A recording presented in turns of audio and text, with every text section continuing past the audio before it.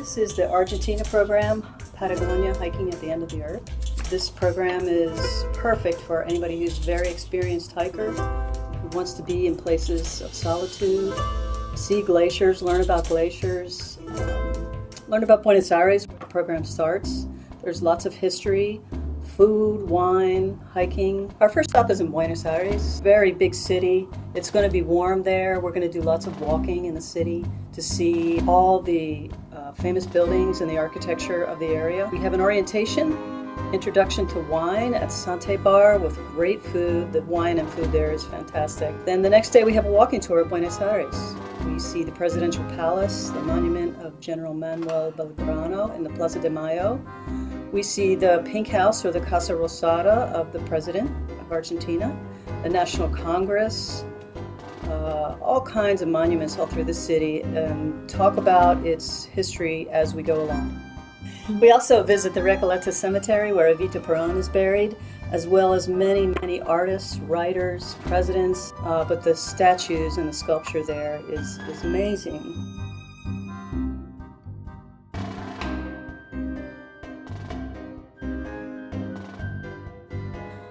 Another famous place we visit is the Metropolitan Cathedral, and this is overlooking the Plaza de Mayo.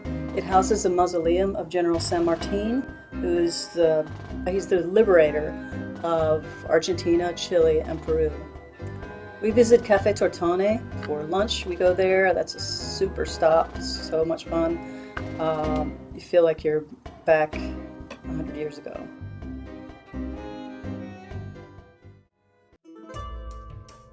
Day 4, we fly to El Calafate. Then we take a 4-hour drive to El Chaltén, where we begin and the hiking begins. We ride through the Patagonia Desert, also known as the Patagonian Steppe, and it's the largest desert in Argentina and the 7th largest one in the world by area, 260,000 square miles. On the way to El Chaltén, we stop at La Leona, an historic little place. It's a halfway point. Also was a stopping place for Butch Cassidy, the Sundance Kid, and his wife Etta Place. So it's a really nice little stop. So you turn off of Route 23 to El Chaltén, and as you get closer, the scenery is just surreal. The mountain range is huge. The southern part of the Andes is just right there laying out before you, and as far as you look to the left and right, nothing but mountains. We enter the national park. The town of El Chaltén lies within Los Glaciares National Park, and today it's considered Argentina's trekking capital and exists solely for tourism.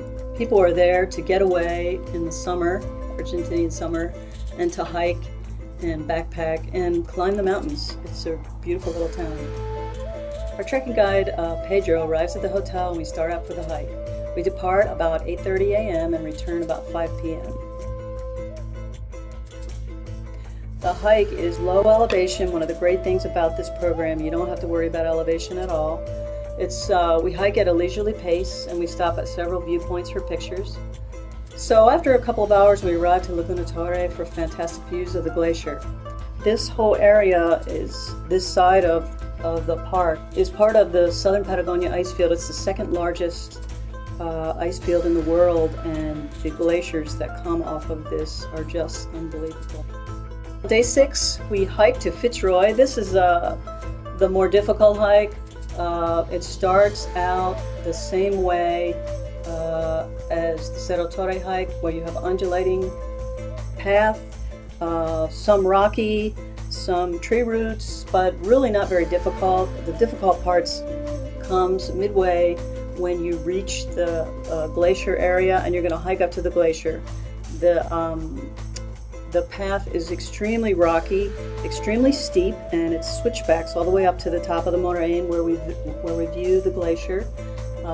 So you need extremely good balance for this hike, and the leader does have the ability to ask you to stay back from this portion of the hike. You ascend about 1,200 feet, and then from there we continue to the glacier. If I had to say I had a favorite part of this program, it's really tough because there's so much.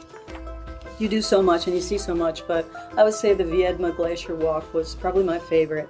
We take a 1-hour boat ride, and it takes us to the snout of the Viedma Glacier, where it calves into the lake. I mean, you're right there. Viedma Glacier is 1.8 miles wide, and the terminus flows into the western end of Lake Viedma. It was declared a World Heritage Site in 1981. Very, very beautiful.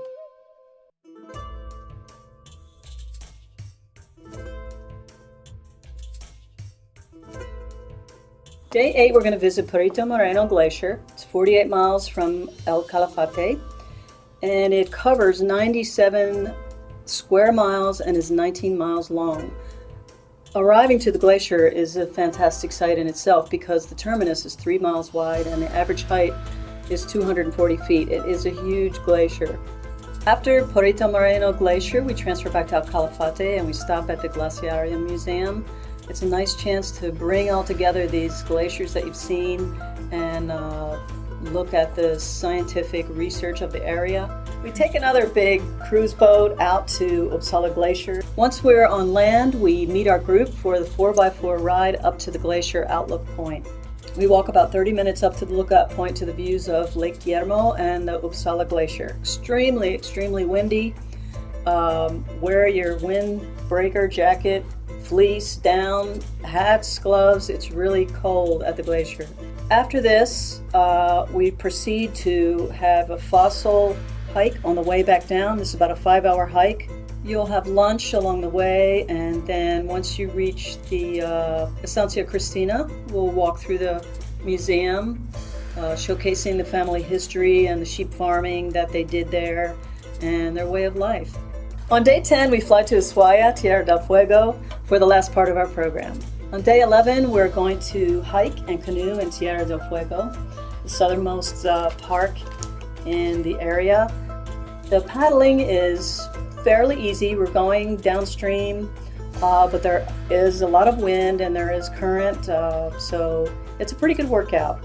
Then after lunch, we take off for more hiking. First, we're going to visit the whale museum. There, where our local guide will lead us through the collection of bones there and tell us about the research that the students do at the center.